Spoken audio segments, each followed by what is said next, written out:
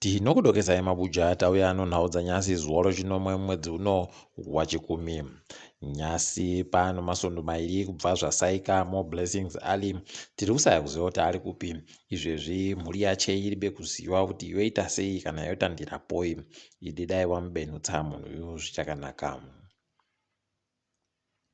Mhuri yaMagaisa yati iyo achawikihwa ino Zimbabwe kunyika kwake, apo anenge ari kunzvimbo yokwasadza ndiko achaendesiwa kuri kuWedza kumusha kwacheko. Aiwa, tamirira kuti kwai kana wabenutsa mutumbiwo togozoziva kuenda kunyahwa. Tichange tingotokunyepa ipo zvinenge zviri kuburika. Nyasi kwapinda soko rokuti kwai akamboita musoja mukuru Major General Sikulile Nyati kwai wapfa. Ipapa Nyati ndiye mubodziwa agonyorwa nebazi ropasi rese reUnited Nations kuti kwai kambani yache inonzi Cosleg ndo vamwe vanhu vakaenda kopamba nokuba zvichehwa zvokuDRC mugore ra2001. Tiri kundoti mweya yake uzorore murugare. Nyasi zvanga zviri kuhwadza pokare kwai kwaburika iko kuti wokubatana.net wati wakupfika hofisi yawo. Watiwo izvezvi zvinokonzerwa nokuti kurusaika mari yokuti warambe wachienderera mberi. Idi pakaita kunyangariwa. Heno kuti sei zviri kudando asi zviri kutoita kuhwadza wazhinji nokuti waibatsira vanhu zvakanyanya.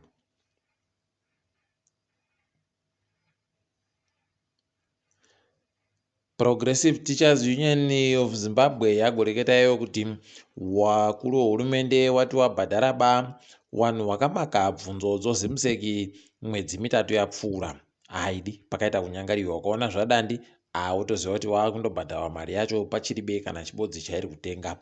Kwaipa wakapedza kumakapo mari yomunyika yaitenga mari yekuAmerica iri pamadhora 130. Kureketa kuno yato madhora 300 chaiwo zvinokuraudzira. Pakaita kunyangariwa.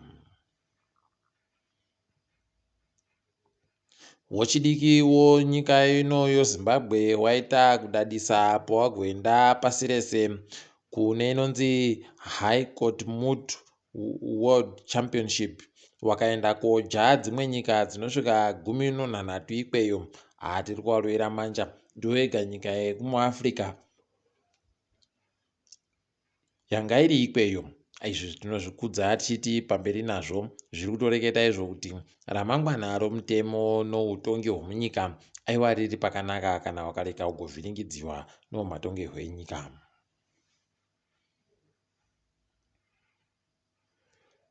Bepanhau padandemutande neHanda Radio ragoburitsa kuti Chiwenga wakaroora mumwe mukadzi ari musoja pokare musoja biyawo. Kwai wagoroora mukadzi uyu anonzi Kenel Baloi zvokutoti ipapa ndiye wari kugara naye.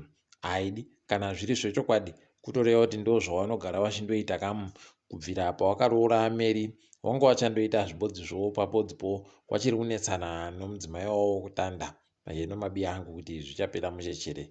Wamwe wagoti ashinga hache kutasva bere. Heno mabiya angu zviri kundooneka zviri kuitika zvinhu.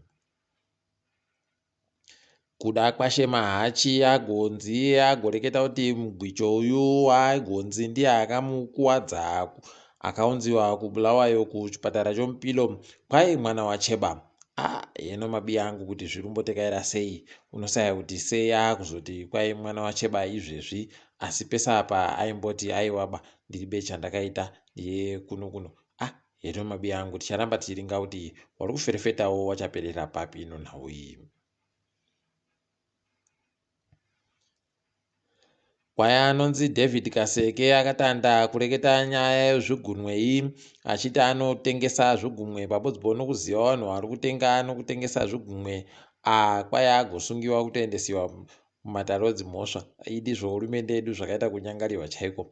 ipapa iye agotoreketa kuti ana ndakadhakiwa pabodzi poona kutoti ndaitotamba hangu hwii kuita zvinhu zvakadando ndiribe kana mubodzi wandakatengesa chigumwe chake. Heno mabi angu kuti zvichapera mushechere peno anokona kutoisiwa mujeri ipapa padiba kuzviziwa. Dhumi maraire ari kuAmerika ko kwai apuwa mubairo weinonzi Emmy ari kuAmerika ikweyo pakapera svondo pam. Toramba tichizvitenda tichimurera manja nokuita kwache kusvinu kunoita kuti ayaramba achibudirira kudandi. Wozera wagobuditsa kuti mitengo yemafuta wepeturu nodhiziri zvakwira. Peturu yakuita dhora ribodzi rekuAmerika nomasendi 43 kana kuti madhora omunyika 530 nomasendi 56 539.56 cents dzomuZimbabwe.